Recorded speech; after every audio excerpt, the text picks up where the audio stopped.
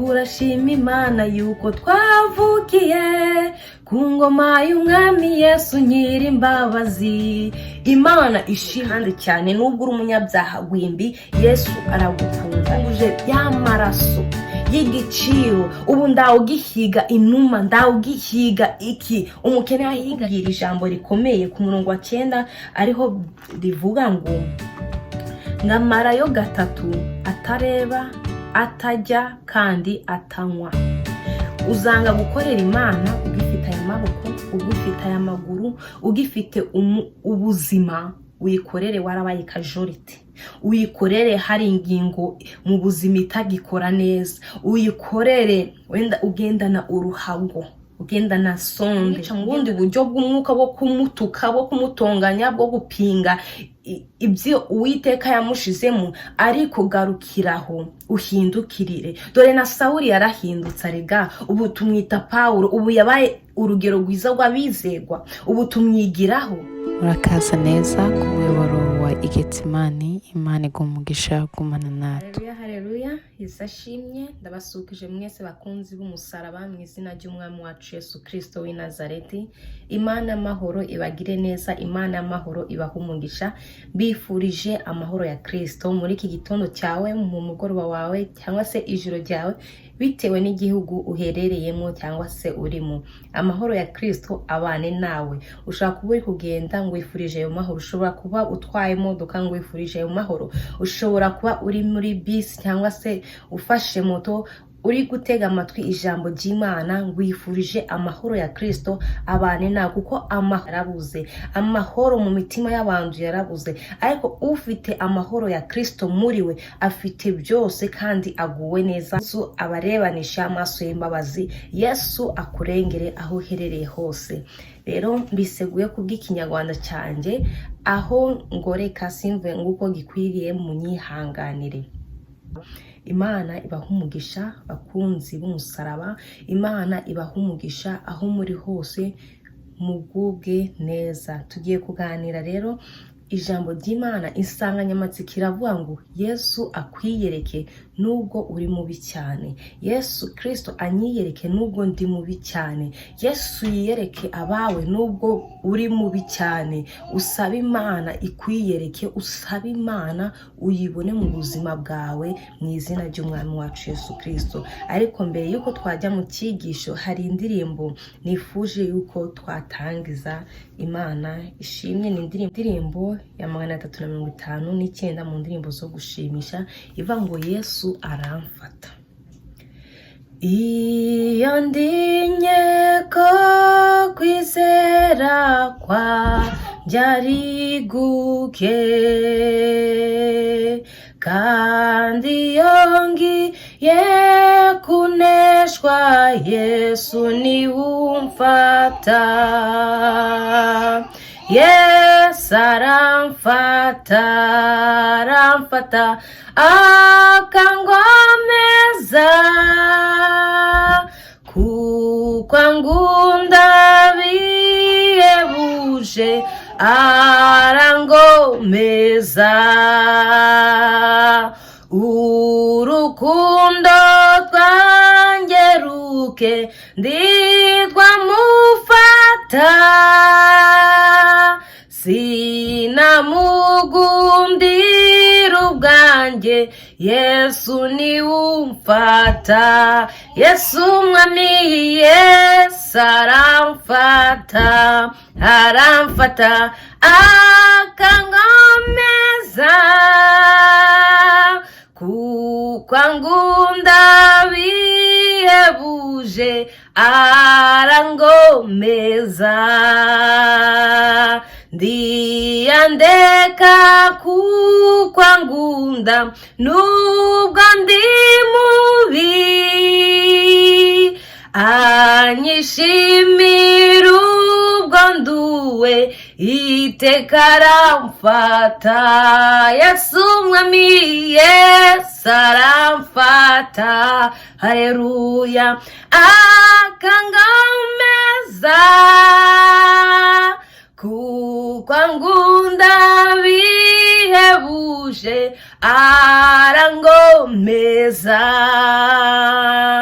Ndiyangundira ubugingo bwanjye kubura, yabucunguje igiciro iteka aramfata. Yes, aramfata akangomeza, kubwangunda bihebuje arangomeza. Yesu mwami, yes, aramfata akangomeza,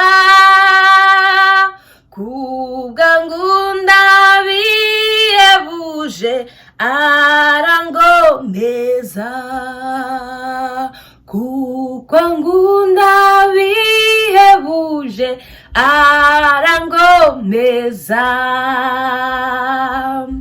Uwiteka Mana yacu, Mana igira neza, ndagushimiye kandi ndaguhimbaje. Ndagushimiye Data wera yuko wemeye yuko turamuka amahoro. Ndagushimiye Mwami yuko wemeye yuko uno munsi tuwubona. Hari benshi babyukiye kwa muganga, hari benshi bageze ahacecekerwa, ariko twebweho turagushimiye yuko turi amahoro. Turagushimiye Mwami Yesu, turagushimiye ngabidukingira, turagushimiye gihomo cyacu, turagushimiye mukunzi mwiza, turagushimiye mutanga bugingo, turagushimiye kandi ushimye, wongere ushimwe.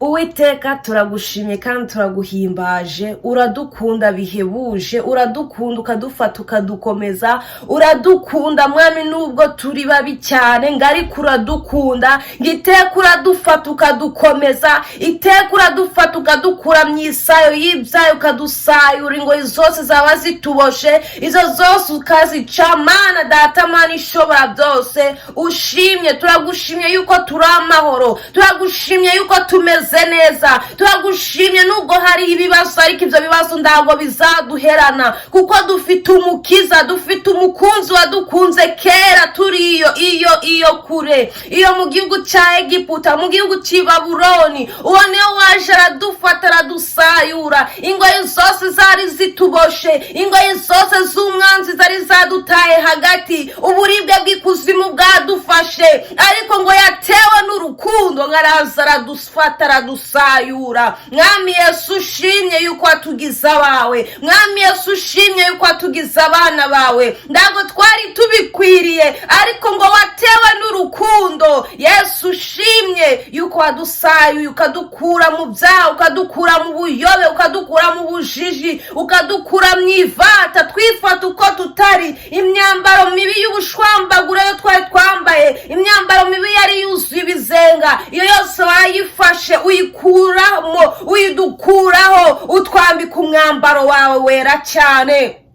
Yesu ushimye, urangije ureba igitambara cyiza urakitwambika, ushimye. Wabwiye Data wari umugaragu wawe Zakariya, Data wera wamubwiye ati ngo uwo mwambaro Yesu w'umutambyi mukuru yambaye wuzuye ibizenga, ngo urawumwambara umwambika umwambaro mwiza cyane wera, urangije ngo umushakira ngo n'igitambara cyiza. Natwe turagushimiye, icyo gitambara ni agakiza waduhaye. Turabigushimiye yuko watwogesha ukatwambura iyo myambaro yose mibi, ukatugira abana bawe tutari tubikwiriye. Ushimye Mwami Yesu, ushimye urwo rukundo watweretse tutabikwiriye, tutabizi, ngo wadukunze kera cyane. Mwami Yesu ushimye. Uyu mwanya tugiye kuganira ijambo ryawe, reka ubwiza bwawe umanuke, reka imbabazi zawe zimanuke, reka ubwami bwawe umanuke, kuko ijambo ryawe ravuga Data mwiza ngo ubwami bwawe si ubw'amagambo, ngaho ubwami bwawe ni ubw'imbaraga. Reka imbaraga zawe Mwami Yesu zimanuke, imitima y'ubwoko bwawe ikirire, abatambikiriye ubagarure, abari mu nzira Data wera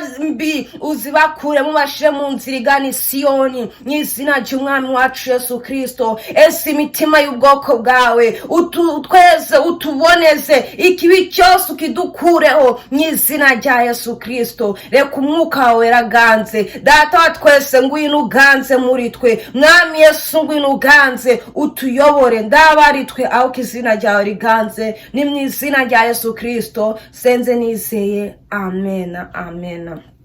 Imana ishimye, Imana ihabwa icyubahiro. Ngo Yesu aramfata akangomeza. Yesu niwe ugufataga gukomeza, Yesu niwe wenyine ugufataga gukura mu ivata, Yesu wenyine niwe udufataga dukura mu isayo. Twari tumeze ng'ingurube, twari tumeze ng'abantu batakiriho, ariko Kristo ngo yaradusanze adusanga mu isayo y'ibyanga, aradufata ngo aradusayura atugira be. Umuririmbyi wundi aravuga ngo yambinduye umwana, ngo none yambinduye n'ingeso. Yesu aguhindure ube uwe, Yesu aguhindure n'ingeso, ibikubase Yesu abigukuremo. Undi muririmbyi wo mu gakiza waravuga ati ngo Yesu ngikiza wakimbosha umutima, ngo uzaze ugice. Uwo nuwarokotse, uwo nuwakijijwe akabasha kusubira inyuma, cyangwa se yarasuba inyuma, icyo kikubosha umutima, saba Kristo aze agice mu izina ryegera. Imana ishimwe. Nguko nababyiye insanganyamatsiko yacu y'uno munsi iravuga ngo Yesu akwiyereke nubwo uri mubi cyane, yiyereka abawe nubwo ari babi cyane, yiyereka umutware wawe nubwo ari mubi cyane, yiyereka umufasha wawe nubwo ari mubi cyane. Yesu akwiyereke, yiyereke abawe. Tugiye kuganira amagambo y'Imana dusanga mu gitabo cy'Ibyakozwe n'Intumwa.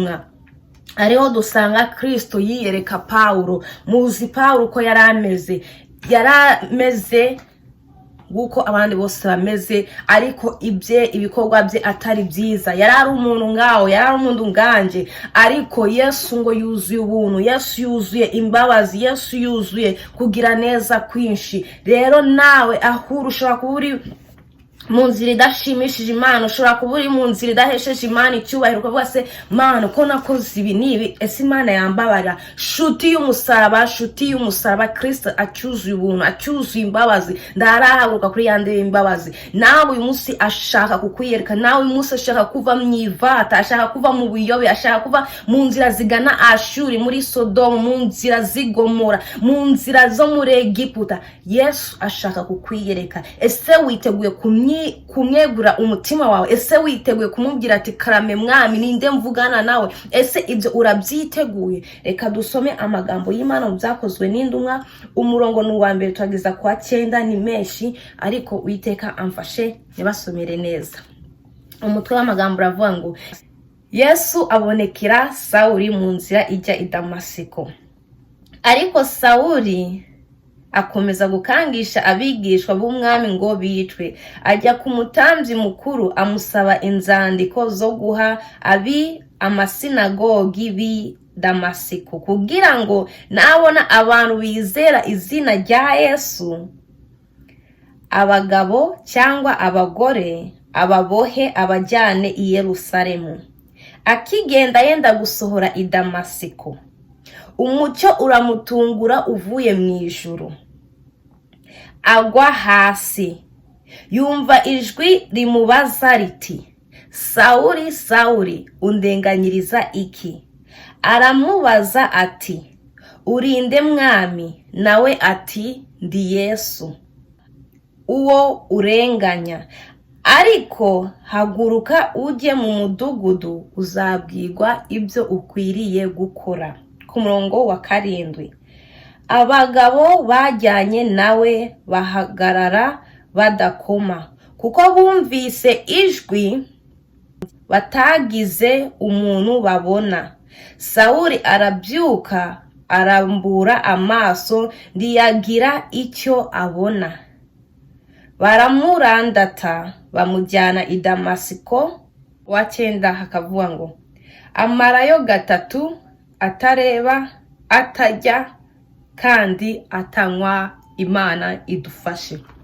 Tumaze gusoma amagambo y'Imana tubona Yesu yiyereka Pawulo, ariko mbere yuko nakinjira mw'iki cyigisho, indirimbo yo twaririmbye iravuga ngo Yesu aramfata akangomeza, Yesu aramfata akangomeza, Yesu aransayura ndi mubi, Yesu amba umugisha ndi umwana we. Yesu aragufata nubwo uri mubi cyane kandi cyane, nubwo uri umunyabyaha gwimbi, Yesu aragukunda. Shuti z'umusara twaririmbye ngo Yesu aramfata akangomeza.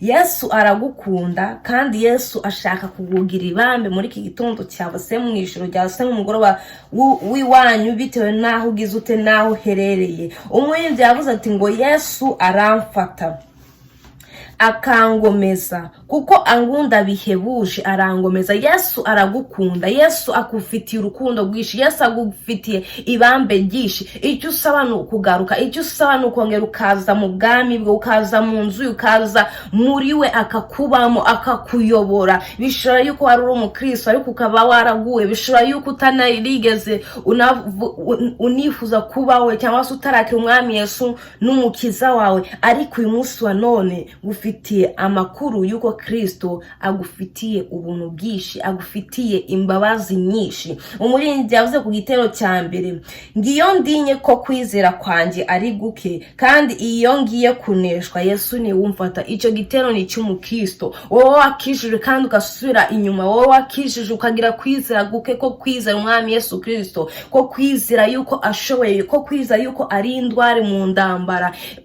Izere Kristo, izere we wenyine, niwe witeguye kugufata kandi akagukomeza. Nubwo ubugiye kunesha ukavuga ati Yesu aho ngeze biranze, birananiranye, ndabiretse, oya, ngo Yesu niwe ugufata. Nubwo ufite kwizera guke, nubwo iyo ugiye ngo kuneshwa niwe ugufata, komeza umunambeho. Wowe utarakira Yesu Kristo nk'umwami n'umukiza wawe, igitero cya gatatu kirakubwira ngo ndiyandeka kuko angunda. Yesu aragukunda, ndago yakureka, ndago yakemera ko ubugingo bwawe bura, ndago yakemera yuko ubura burundu. Oya, Yesu aragukunda. Ngo nubwo ndi mubi anyishimira, ubwo nduwe iteka aramfata. Nubwo uri mubi Yesu aragukunda. Icyo agushaka ni ko wagarukira aho ugeze. Birashoboka yuko amazi yarenze ingombe, ariko ngo na nyuma ya zeru Yesu arakora, Yesu arahindura, Yesu ahindura ibyananiranye, amateka arayahindura. Niba wari uri umusambanyi gwimbi ariko ejo bundi uri umuhanuzi, ejo uri umuvugabutumwa, ejo uri gukorera Imana, ejo uri umuririmbyi, ejo uri n'umukameramen uri gukorera Imana, kuko iki Yesu yaguhinduriye amateka. Rero Yesu aragukunda. Icyo mwifuriza ni ukwakira Yesu Kristo nk'umwami n'umukiza wawe, ukayoborwa nawe, akaba ari we wenyine ubwira ute ugutegeka. Umva n'ikindi gitero kivugana nawe, kikubwira uti ni Yesu uri kuvugana nawe anyuze muri indi. Wowe utarakira Yesu Kristo nk'umwami n'umukiza, umva uko umuririmbyi ku gitero cya 4 yavuze ngo ndiyakundira ubugingo bwanjye kubura,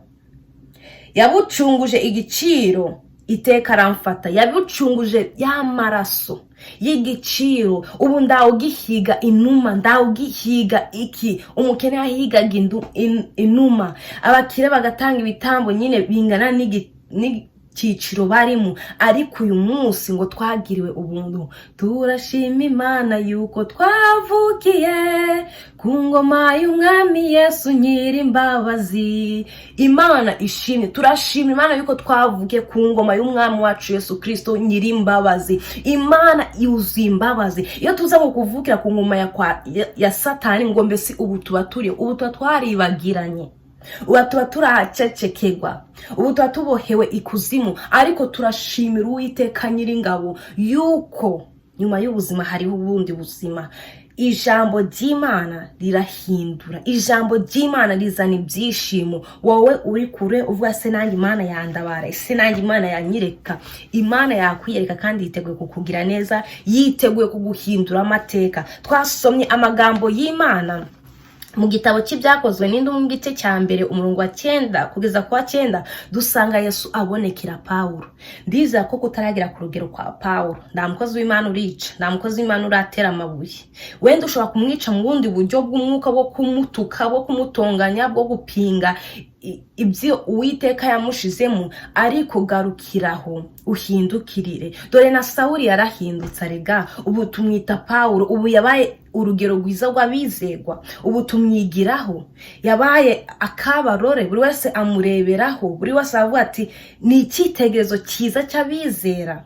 Inzandiko nyinshi zikomeza yakomezaga amatorero abavuga ati nimugende gutya nimukore gutya. Ariko dusubiye inyuma tukareba Sawuli uwo yarari, umva ndanumwana wawe wakita Sawuli, ariko hariho ba Paul bande n'abande ba Pawulo, abo bose ukavuga ati umwana wanjye nshaka ko yitwa Paul, nshaka umwana wanjye ko yitwa Pawulo, bitewe n'iki imirimo myiza yakoze. Rero nawe Uwiteka agufitiye ubuntu bwinshi n'imbabazi nyinshi. Uwiteka yiteguye kugira ute kukwiyereka, nubwo uri mubi cyane, nubwo uri ingozi y'ikibi, nubwo warengereye ukarenga ingombe, nubwo ahuri hatakigira igaruriro, ariko Yesu Kristo Nyiringabo niwe ufite ijambo rya nyuma ku buzima bwawe. Yesu Kristo Nyiringabo niwe ufite ijambo rya nyuma ku bugingo bwawe, niwe wenyine wabasha kubugarura, nubwo bwapfa yakongera kugira ute kuguha ubuni buzima. Imana yacu ishimwe. Ijambo ry'Imana muri Ezekiya niho dusanga amagufa yumye mu kibaya. Ushobora kuba nawe warabaye igufa ryumye, ubuzima bwawe butakiriho, amagufa yaratatanye hirya no hino, ariko Uwiteka yiteguye kukuzura, aguhe ubuni buzima busha, aguhe izindi mbinduka, ugendane nawe uve mu gikombe cy'urupfu ujye mu mwanya mwiza Imana yishimira, uve mu gicucu cy'urupfu Uwiteka aguha ubuzima. Rero Sawuli ndawe yari umuntu mwiza. Sawuli yagwanyaga ubwoko bw'Imana nkuko twasomye ku murongo wa mbere ngo Sawuli, ariko Sawuli ngakomeza gukangisha abigishwa b'umwami ngo bicwe. Ariho yagiye gusaba inzandiko. Bene data, hari igihe Satani azagenda asaba inzandiko ku Mana, avuga ati uriya muntu agomba gupfa, kandi koko azane n'ibirego bifatika. Abati uriya muntu agomba gupfa, reba uko yitwararika. Mana, uyu muntu si uwawe, ni umusambanyi, ni umutukanyi, ni umusinzi. Uyu muntu Mana njye mba uburenganzira mbite mukura kuri iyi si. Imana ishobora kumuha ubwo rwandiko, ariko hari igihe Imana ivuga ati no, uyu ni uwanjye, ni mubi ariko ni uwanjye, ni umusambanyi ariko ni uwanjye, ni umusinzi ariko ni uwanjye, ni umutukanyi ariko ni uwanjye, ni uwanjye, ni uwanjye. Hari ijambo mu Kinyarwanda numva bavuga ngo ni kibi ariko ni cyanjye. Umubyeyi ashobora kubyara umwana, ukabona umwana nyine bamwe baravuga ati uyu mwana si mwiza, wenda afite ubumuga cyangwa se ari ukuntu nyine Imana yamuremye, kandi n'Imana yamuremye ikavuga ati ni uwanjye. Ariko nubwo abantu muri quartier utuyemo bashobora kugusebereza umwana cyangwa se wowe bakagusaba kuvuga ati ngo uri mubi, ngo ndasura y'abandi ugira, ngo ndaba umuntu ugira, ariko umubyeyi aravuga ngo ni kibi ariko ni cyanjye. Nawe rero ijambo ry'Uwiteka aravuga uri mubi cyane, ariko Yesu ashaka kukwiyereka, Yesu ashaka kuguhindura amateka, Yesu ashaka yuko uba uwe, akubemo, umbe muri we, akuyobore, ugendere muri we, ugende mu nzira nziza itunganye. Naha Sawuli ngo yarakajije umurego wo kwica ubwoko bw'Imana. Muribuka ninde umwe yarazice, muribuka Stefano ategwa amabuye, muribuka abo bahambaga bacuritse, uribuka benshi muri biratugenda tubona bagize ute bahohote babatukisha izina rya Yesu, babaziza izina rya Yesu. Ariko Yesu yamubonyemo igikoresho gikomeye. Nubwo ari gukora bira byose bifite iherezo, nawe iherezo ry'ibyawe ry'inzira mbi bivemo ugarukire aho. Abantu bavata umwana wo kwakanaka, ndagarura umwana wo kwakanaka, umwana wo kwakanaka cyangwa se runaka, ndabitekerezo bizima ndafite. Yesu Kristo ashaka kuguha ibitekerezo bizima. Yesu Kristo ashaka kuguhindura uwe. Yesu Kristo ashaka kukugira uwe, ashaka kukugira umwana wawe, kandi nakugira umwana wawe n'ingeso zawe aragira ute arazihindura. Rero hano Pawulo akomeze gukaza umurego wo kwica ubwoko bw'Imana, asaba inzandiko ku mutambyi mukuru, nkuko nababyeyi ati harige na Satani azasaba urwandiko ku buzima bwawe, ajye ku Mana, uyu muntu agomba gupfa kubera ari ingozi y'ikibi, ariko Imana ndagizabyemera. Bamuha urwandiko ngagiye yenda gusohora ku murongo wa 3 ngo umucyo uramutungura uvuye mu ijuru, umukubita hasi. Imana ishimwe, umukubita hasi. Ngo muri uwo mucyo nta muntu abashije kubona, muri uwo mucyo ndacyo yabonye, waramuvire utuma niki anahuma. rero muri uwo muco yumva ijwi aravuga ati Sawuli Sawuli undenganyiriza iki? Ngo karame mwami urinde. Haleluya, Imana ishimye. Iyo wahuye na Yesu cyambere wiga kuvuga neza. Yahise avuga ati ngurinde mwami. Ndi yarazi umwami niki, yarazi babamenyine bo mu mubiri bari kujya gusaba inzandiko, abatambyi bari gusaba inzandiko, ariko hariho umutambyi mukuru uruta abandi bose ni Kristo. Hariho umwami uruta abandi bose ni Kristo. Ngo hejuru y'abami, hejuru y'abatware, hejuru y'abahanuzi, hejuru y'abandi hariho Imana ikomeye. Ni Imana imwe, ni Imana ihambaye, ni Imana itabura uko ibigenza kandi bikemera. Ngo rero yenda gusohora uwo mucyo uramuvira, aravuga ati Sawuli Sawuli undenganyiriza iki? Nawe uri kurenganyiriza iki Imana? Ushobora kuvuga se ko ngenda gwana, ko ngenda kubita abakozi b'Imana, ariko uwo mubiri Yesu yaguhaye, uyu mubiri twambaye si uwacu ngo tuyigenge, si uwacu ngo dukore ibyo dushaka. Ngiye kubwira ha umukristo, hari Imana yaguhaye ubwiza, yaguhaye igikara cyiza, cyangwa se yaguhaye inzobe nziza. Iyo nzobe urayifasha yihendanije, wanditseho ibitatuwaje n'ututatuwaje bidafite umumaro, uri guhindanya ya sura Uwiteka yakubonye. Imana yajya kureba Jeannette igasanga hamwe n'umukara hamwe n'inzobe, akaba se Jeannette ari Imana ikamenya yuko Jeannette yapfuye. Ariko icyo navuga ni iki, garukiraho. Ibyo wakoze birahagije, garukiraho. Kristo akwiyereke, garukiraho. Ubu mwana mu rugo rwa data, uhindurirwe n'amateka, uhindurirwe n'ingeso zawe byose. Uwiteka guhindure ube uwe, nawe koko azaba muri wowe, kandi naba muri wowe uzatunganywa. Ngo Uwiteka ngo azakubaka, kandi ngo nakubaka ngo uzaba wubakitse koko. Imana ishimwe. N'undi mu Kristo hari Imana guhisura ngo Mana uruka rwambaye ndikubona rutanoze, ndikubona rutanejeje, uragiye urihinduye, usanze ndunakeye, noneho urushiraho no kuba mubi kuruta ubwa mbere. Kuko arabisiga ugasanga ibikonjo na n'umukara, arabisiga ugasanga mu maso harimo ibiheruka, arabisiga ugasanga mu maso harimo ingovu, kubera kuri guhindanya isura Imana yaguhaye, kubera kuri gushaka gukosora Imana. Urakosora Imana uri ngande, kandi none kibabaje niko n'abakristo basigaye babikora. Ijambo ry'Imana rivuga ngo turi insengero z'Uwiteka. Teni ijambo ry'Imana rivuga ati ngo uzatsemba urusengero rw'Uwiteka ngo nawe azamutsemba. Wowe uri gutsemba urusengero rw'Uwiteka, wowe uri gushiramo imyenge ku mubiri wawe, kandi Imana yaguhaye imyenge iyibiri, yabonye ko ari ikwiriye. None uragiye ugutwi kosura kumaze. Imitako ndibujijwe, ariko mwere kurengera, mwere gutambikira, mwere gukosora Imana. Urakosora Imana uri ngande. Imana izakubaza urwo rusengero yaguhaye. Urusengero Imana ivuga ndago ari zino nsengero bubaka hanze n'umutima wawe. Imana yabuze ibyicaro muri wowe, Imana ishaka kugendera muri wowe, Imana ishaka gutura muri wowe, ariko yabuzeho igirute yicara, yabuze hitereka ibirenge byayo, yabuze hitereka indebe yayo, yabuze hirambika umusaya wayo. Imana idufashe, Imana idutabare.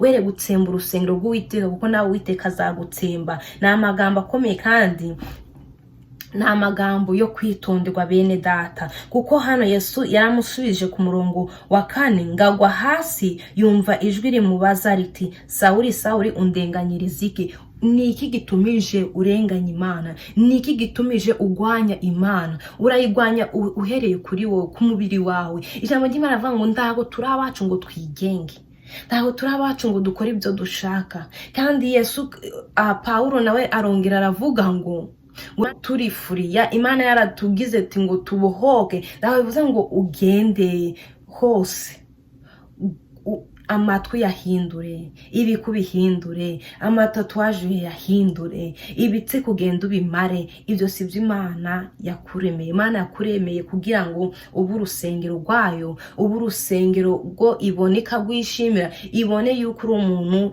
ireba ikishimira. Nawe rero icyo usaba no kugirute no kugarukiraho, mu byo ukora ukagarukiraho. Imana iragukunda, kandi Imana ishaka kukugira neza. Imana ishaka gukura mu ibyo byurimo, Imana ishaka gukura mu iryo vata, Imana ishaka gukura mu iyo sayo y'ibyaha, Imana ishaka gusayura. Naho Imana yiyeretse Paulo, reba umwete Paulo yari afite wo kugwanya Imana, reba umwete Paulo yari afite wo gukora ibyaha, reba umwete wo Paulo yari afite wo kuvisha amaraso, kuvisha amaraso ni ikintu kibi cyane, kwica ubugingo bw'umuntu, kandi Imana niyo ifite ijambo rya nyuma ku muntu. Icyo ni ikintu kibi cyane, ariko murebe umwete yabigizemo. Imana ngira ngo iri mu ijuru avuze ati uyu muntu nubwo ari mubi cyane, nubwo anzengereje, nubwo ameze nabi cyane, ariko ni uwanjye. Ni kibi ariko ni icyanjye. Rero Imana idufashe kandi Imana idutabare. Imana ikurengere mu byo urimo ubivemo. Dore na Paulo yabivuyemo, yavuye kurwanya ubwoko bw'Imana, akorera Imana, kandi icyo Imana igusaba niko wagarukiraho hugeze. Ukaba umwana wubaha Imana, ukaba umukobwa wubaha Imana, ukaba umupapa wubaha Imana, ukaba umumama wubaha Imana. Mu kubaha Imana n'Imana iri mu ijuru ikanezerwa, ikavuga ati muri isi ndacyafite ubwoko bwanjye, muri isi ndacyafite abana banyubaha, ndacyafite abana banyumvira. Garukiraho hugeze. Birashoboka yuko ugeze ku rugero rwa Sawuli, ariko garukiraho hugeze. Yesu Kristo akugirira ubuntu, Yesu Kristo akugirira ibambe, ngo Yesu agufate kandi agukomeze. Nubwo uri mubi uruwe, nubwo uri umugome uruwe, nubwo wuzuye inzangano n'ubugome, Yesu Kristo ashaka kukugira umwana we, kandi n'ubu umwana we araguhindura n'ingeso. Imana idufashe. Ngo ku murongo wa 5 niho yamusubiza ati ngurinde mwami. Nabyo ati iyo uhuye na Yesu icyambere imvugo irahinduka. Birashoboka yuko wari umushizi w'isoni, utukana, uvuga amagambo yadashimwa n'Imana, yadashimwa n'abantu, ugasanga uri gukomeretsa abantu, ariko ahuye na Kristo, uwo mucyo umuviriye, yavuze ati ngurinde mwami. Haleluya. Yesu nakugendera icyambere uzahinduka myimvugo. Yesu nakugendera imyambarire yawe izahinduka, ukuntu wicara bizahinduka, ingendo yawe izahinduka, imikorere yawe izahinduka, kuko uzaba warahuye na Yesu. Rero Paulo Yesu amubonekeye arahinduka, imvugo yabaye automatique, ahita ahinduka, aravuga ngo urinde mwami. Imana ishimye. Ndashaka kubibutsa n'undi wavuze iryo jambo ubwo Imana yiyerekaga Ezekiya mu kibaya cy'amagufa yumye. Imana yamubwira ese mwana w'umuntu, wibwira yuko aya magufa yakongera yagasubirana yakaba umuntu? Aravuga ati mwami niwe ubizi. Murareba abantu bazi Imana yabo, abantu bumvira Imana yabo, abantu bakora ibyo gukiranuka, ndago bihuta ngo bishire hejuru, ahubwo baca bugufi bakavuga ati karame mwami. Muribuka Samweli, Uwiteka amuhamagara, karame mwami ndi hano, umugaragu wawe ndi hano, mbwira. Iyo wahuye rero n'Imana imvugo yawe irahinduka. Iyo wahuye n'Imana imigende yawe irahinduka. Iyo wahuye n'Imana imyambarire irahinduka, insoko zirahinduka, uvuga neza, usa neza, isura irahinduka, imico igahinduka. Abo mubanye bakavuga ati Jeannette yarahindutse, Claudine yarahindutse. Abo hanze inshuti zazo mwabanaga mu bibi zikavuga ati Claudine yabaye umukizwa, Claudine yabaye umurokore, Claudine yabaye mu Kristo, agahinduka, akavuga ati bujya nubwo twagendanaga wa muntu yarahindutse. Hinduka kandi uhindure n'abandi. Imana igufashe kwiyereka nguko yiyeretse Paulo. Rero Yesu aramwiyereka, aramubwira ati genda muri uyu mudugudu uzabyirwa icyo gukora. Ndagira ngo ngubwire, iyo uhindura amateka izina rirahinduka. Yari yitwaga Sawuli, none yabaye Paulo. Imirimo ye yarahindutse, ndago yicaga ubwoko bw'Imana, yagize ute, yahise avuga ubutumwa, yahise akorera Imana. Kandi ngiye kukubwira ijambo rikomeye ku murongo wa 9 ariho rivuga ngo ngamarayo 3 atareba, atajya kandi atanywa. Uzanga gukorera Imana ugifite aya maboko, ugifite aya maguru, ugifite ubuzima, uyikorere warabaye kajorite. Uyikorere hari ingingo mu buzima itagikora neza. Uyikorere wenda ugendana uruhago, ugendana sonde, ugendana toilette. Ndago ari byo mbifurije, ariko rubyiriko muhindukire muve mu byo murimo, mukorere Imana mugifite uburyo, mukorere Imana mugifite imbaraga. Amaraso y'ubusore bwanyu, y'ubukumi bwanyu yere kubashuka ngo murakomeye, ariko uyu mwuka uvuye mu muntu, wa musabo bava ngo ni igitangaza, wa mukobwa bavuga ati ngo ni igitangaza, ahita ateshwa agaciro. umuntu agira agaciro afite uyu mwuka, kandi agaciro kazima agira kagakomera katanahera kadateshwa n'agaciro, niko aba afite Imana muri we. Niyo apfuye akomeza kuvuga ati wa mukobwa yarari indwari, uriya musore yarari indwari, uriya mupapa yarari indwari, uriya mubyeyi yarari indwari, yubahaga Imana, yumviraga Imana, yakoraga ibyo gukiranuka. Rero n'ubu udashaka gukorera Imana ugifite uburyo, uzayikorera uri kajorite. N'ubu udashaka gukorera Imana ugifite umunwa wo kuyivugira, uzayikorera uri kirage. N'ubu udashaka gukorera Imana ukireba, uzayikorera uri imbumyi. Hari abantu bakorera Imana ari imbumyi, cyangwa se bakabivukana, cyangwa se bakayikora baranze kumvira Uwiteka. Hari ingero nyinshi n'abari mu isi namwe mwiyiziye, ushobora kwicara ukavuga ati runaka ndawe yavutse kuriya. Imana yaramubwiraga akanga kumva, Imana ikamubwira ati akanga kumva, akaba yikoreye yagize ute ari kajorite. Ariko ibyo sibyo ngwifuriza. Dore Sawuli yabanaga n'ubwoko bw'Imana. Sawuli yarazi amategeko yose, yari afite ubwene gihugu by'ibihugu bitandukanye. Ariko ubwene gihugu, viza ya mbere ni viza yo mwijuru. Iyo mwisi izateshwa agaciro, ni igipapuro iyo udatumbire neza umwana akakijyana mu mazi usanga cyacitse kigapfapfana. Ariko viza yo mwijuru nuwo ndawe kwambura, no mu rupfu gendana nayo, nizana kwambutsa hakurya. Yesu Kristo abana nawe. Icyo nakwifuriza, mubyeyi mwiza, mupapa mwiza, mukobwa mwiza, musore mwiza, mukorere Imana mugifite uburyo. Namwe bana ye nimukorere Imana mugifite uburyo. Kandi babyeyi mutoza abana banyu inzira bakwiriye kunyuramo, bazarinda bayisaza bakigenderamo. Inzira bakwiriye kunyuramo izabarinda ibishuko biri hano hanze, izabarinda umukobanyi. Kuko iyo nzira nibayigendamo neza, icyo bazakoraho cyose kizababera cyiza. Mubarage agakiza. Agakiza nda muntu wakakwaka, agakiza ndi bakagabana. Babona mu bihugu byo muri Afrika abantu bagira bakagabana amasambu yabo. Ababyeyi bakavuga ati reka dugire isambu nini tufasha abana bacu. Ariko ababyeyi bamara gutaha babana ngo bagira ngo bari kubafasha ngo babagire neza batera imbere, ya masambu bakagira ute bakayasaya bakagabana. Ejo ugasanga ndasambu kigize ute igihagaze, ababyeyi baragize ute bararuhiye ubusa. Ariko icyo nakubwira, barage agakiza. Agakiza nda muntu basakagabana, agakiza nda muntu zakamwaka. Agakiza no mugabane tutakwa. Imana ikugire neza, Imana ikurengere. Saba ukuboko kwiza kuwiteka kukubonekeho mu Kristo. Nawe utaramenya Kristo nk'umwami n'umukiza wawe, wifurije kumwakira, kandi ari bukugire neza, ari buguhindura amateka. Dore na Sawuli yarahindutse aba Pawulo. Nawe rero Uwiteka yagira ute yaguhindura ukava mu ubwo bujiji, ukava mu ubwo bugogi. Dawidi yaravuze ati Mana ngurinde ururimi rwanjye kuvuga iby'ubugogi n'iby'ubujyajya. Ushobora kuba uri injyajya ya mbere, ushobora kuba uri injyajya ya kabiri, ushobora kuba uri hagati y'injyajya, ushobora kuba uri umukristo, uri umukristo uri umupagani. Ariko Yesu agira ute akwiyereke nubwo uri mubi. Uri mubi ariko uruwe nk'uko nabivuze. Uri mubi, uri umunyangeso mbi ariko uruwe. Yiteze kuguhindura, yiteze kuguhindura amateka. Yesu rero amaze kwiyereka Sawuli yaramuze ati najye mu mudugudu n'uyu ari bwereke ibyo akwiriye gukora.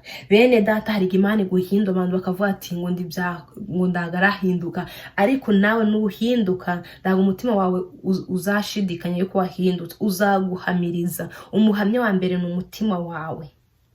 Imana ni inaguhamiriza, umutima wawe ukaguhamiriza, abo mubana bakaguhamiriza.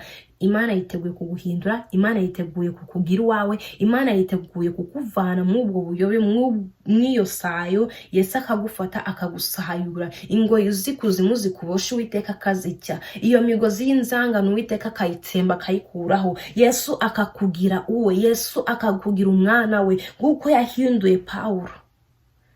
Dore yanze gukizwa gifite imbaraga, yanze gukizwa afite amasabona. None yagize ute yatangiye kwiyiriza ubusa iminsi 3 atajya atanywa atanareba. Korera Imana ugifite uburyo, korera Imana ugifite amaraso yatavangiwe yatarimo ibigwara. Korera Imana. Icyo mbifurije suti z'umusaba, ni mukorera Imana kandi izabahemba. Ni mukorera Imana izabagira neza. Mureke dusenge. Yesu akwiyereke nubwo uri mubi, kandi ndagwageje ku rugero rwa Sawuli, kandi niyo warugezaho ndakinanira Kristo, byose arabishoboye. Were kumurenganya rero, were kumugwanya uhereye ku mubiri wawe. Ushaka kuvuga ati uyu mubiri ni uwanjye, ariko ngiye si uwanjye, nyirabone ari mu ijuru. Uyu mubiri nzawubazwa ningukoresha nabi, ningwambika ubusa nzawubaza, ningenda ngawutubura ngahindura isura Imana yambaye, ibyo byose nzabibazwa. Nawe rero umenye yuko uzabibazwa. Isura Uwiteka yaguhaye azakubaza, se iyi sura yo naguhaye Claudina ko wayihinduye, nakugize igikara none wabaye inzobe warangusuye. Imana igufashe igugenderere. Imana yagushizemo amagambo y'ubwenge, ariko muri we hasigaye havamo amagambo y'ubupfapfa. Imana ikugendere iguhindure. Reka dusenge. Mbifurije guhinduka mu izina rya Yesu. Mbifurije yuko Umwami Yesu yabireka. Mbifurije yuko Umwami Yesu yabafata akabasayura, akabakura mu ibyo bibi byose, kuko ndago yifuza ko ubugingo bwawe bubura. Ndago yifuza ko amagara yawe yaba mabi. Ndago yifuza yuko wakononekara ukaba umuntu umeze nk'inyamaswa. Yakobo yaravuze ati ngo ubwenge nyamaswa muntu, ukaba ufite ubwenge ariko n'ubwenge bw'inyamaswa. Imana igufashe, Imana igukize, igukure muri ibyo. Iyegurire, ubwire ati Yesu Kristo ndi hano, injira muri nge, nyiyobora.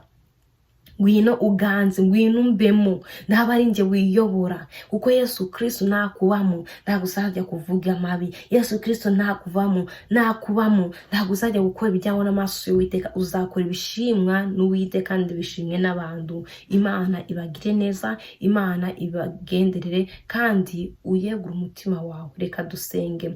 Uwiteka Nyiringabo, Mana igira neza, Mana yo kwiringirwa, Mana ishobora byose, ndagushimiye yuko uri Imana igira neza, wuzuye ubuntu, wuzuye ibambe. Mana wabwiye Dawidi yuko wamubika imbabazi, kandi Mana natwe Dawidi muri iki gihe sariho, natwe turi ba Dawidi. Ngo yeretse abihebye, beretse Mwami abazi yuko utababarira. Wuzuye ubuntu, wuzuye ibambe, wuzuye kugira neza kwishi. Imitima y'urubyiruko ugenda uyikoreho mu izina rya Yesu, uyikize mu izina rifite imbaraga. Ubiyereke nk'uko wiyeretse Sawuli ajya mu nzira i Damasiko, akomeje umurego wo gutoteza ubwoko bwawe. Ubagendere mu izina rya Yesu. Ingo zitumvikana zitavuga rumwe nazo uziyereke. Zishobora kumva yuko ngo bakiriye Yesu, ariko Yesu ari mu magambo, Yesu ari mu myambarire, Yesu bamutega, ariko Yesu aticaye muri bo. Yesu Kristo bataramumize. Ndakwinginze nawe ubagenderere, ubakure mw'uwo mwijima, ubakure mw'ubwo buyobe. Ingoyi z'ikuzimu zibaboshe uzicagagure mu izina rya Yesu. Ngo yeretse ubwoko bwawe uri kure wese, uremerewe, uruhijwe n'ibyaha, wowe wese witeguye kumugira neza, witeguye kumuhindura amateka.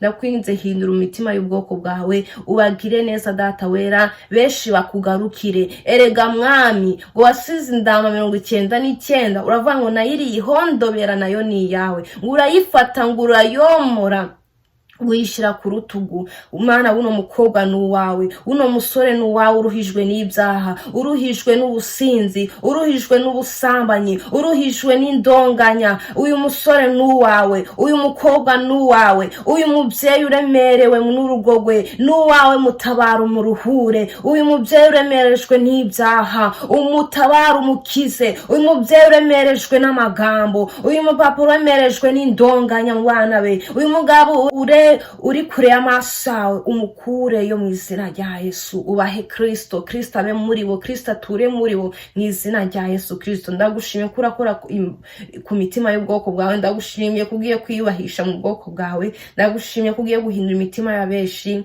Izina ryawe nishimye, komeza ubane n'ubwoko bwawe mu izina ry'Umwami wacu Yesu Kristo, kandi ijambo ryawe ribasobanure kuruta uko ngiye narisobanuye. Kuganza kuba kwawe none n'iteka ryose mu izina rya Yesu Kristo niko nzenze nizeye. Amena. Imana y'amahoro ibagire neza, Imana y'amahoro ibahe umugisha. Mwakire Kristo ababemo, muture muri we. Yiteguye kukugira umwana, kandi yiteguye kuguhindura ingeso. Shalom shalom. Amahoro ya Kristo abane namwe.